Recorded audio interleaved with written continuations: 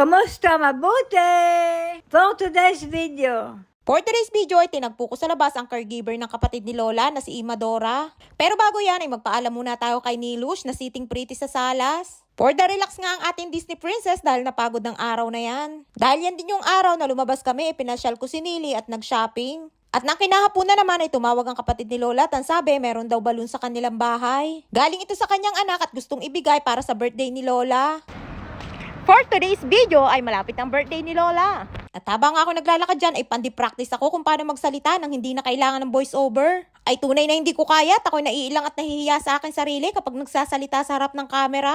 At habang ako naglalakad ay nadaanan ko isang tumpok ng mga sapin sa paa. At ang sukat nga ng mga yan ay mga pambata at kahinayang ko nga dahil wala akong dalang plastic. Ay kung nagkataon nga na ako mag-grocery at may dala akong trolley bag ay pihadong biyabit ko lahat yan. Ay nga't malayo pa nga lamang ay tanaw ko na si Maria, ang caregiver ni Imadora. Ang usapan nga namin ni Imadora ay doon ko hihintayin malapit sa park. Ang kaso ay naunahan ako na umalis ng bahay kaya di nila kami nagpang-abot. At nang abutin ko nga ang lobo ay buti na lamang yung hugis puso na lobo ay sa mismong buntot ko nahawakan. Ay kung hindi ko nga nahawakan ay pihadong lipad ang lobo ni Lola. Dahil hindi pala ito nakatali. Araw nga yan ng Biyernes at Linggo pa ang birthday ni Lola. Ayan nga mga lobo na pinadala ng pamangkin ni Lola ay mga lumilipad. At sa isip-isip ko nga baka sa mismong birthday ni Lola sa Linggo ay hindi na lumilipad na rin mga lobo na at lahat ay nasa baba na. Dahil mabilis nga mawala ang chemical ng garning lobo at mabilis humupa. Nang pabalik na nga ako ay nadaanan ko ulit ang mga sapin sa paa. At sa tingin ko nga ay kasya sa akin yung tsinelas na slide kaya naman isinukat ko. Ayan at pagkasukat ay bit-bit na pauwi ay di naka-instant tsinelas ang person for today's video.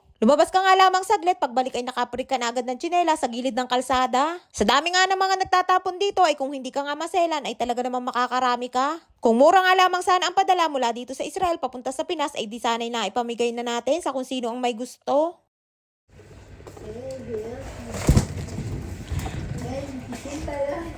Yum yum uledet, yum yum uledet. Nang papasok na nga ako sa kwarto ni Lola at nang makita ni Nili ay sabi ni Nili kay Lola ay tingnan daw at ang ganda daw ng mga balloons. Happy birthday to you! Happy birthday to you!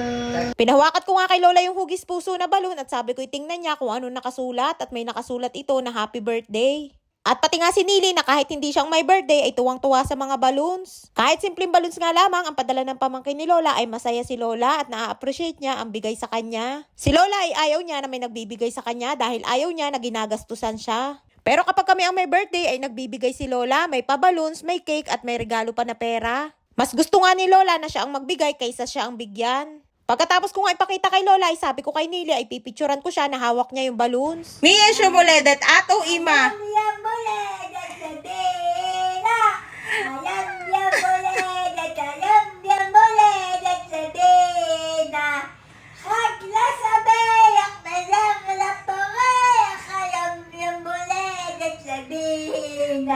Matias lakbalaw ni MB na Mia Shomoledet. Mia Shomoledet.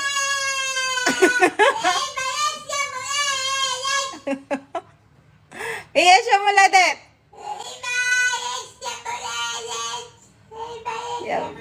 Pwede rin Nili. Ay talaga namang tuwan-tuwa si Nili sa mga balloons at daig pa nga ang siyang may birthday. Ay siya hanggang dito na lamang ating kwento for today's video. Maraming pong salamat sa inyong suporta at laging panonood. Mag-iingat po kayo palagi. And please subscribe to my YouTube channel. Please follow and share. Salamat!